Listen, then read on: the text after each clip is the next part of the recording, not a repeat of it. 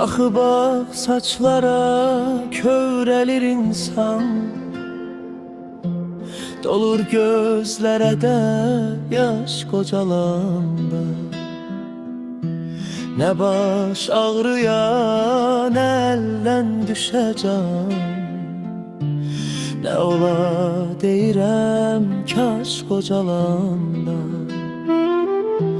Bakı bak saçlara kövrelir insan, dolur gözlere de yaş kocalanda. Ne baş ağrıyan elden düşeceğim, ne ola deyirəm kaş kocalanda.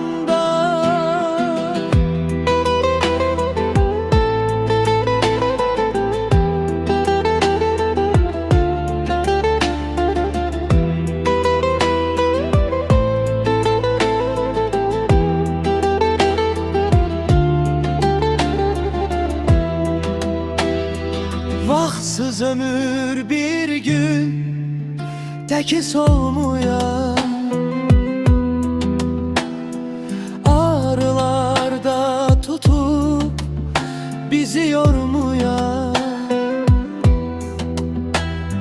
Vay o güne bak bir kimsen olmuyor, itirse alnını baş kocalanda.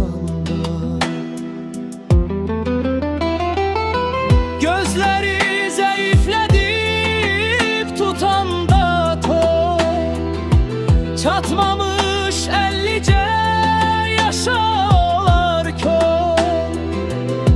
Yaşamağı da zor, ölmeyi de zor, öten de 50'ni yaş kocalanda. Ne aktaran olur, ne salan ya da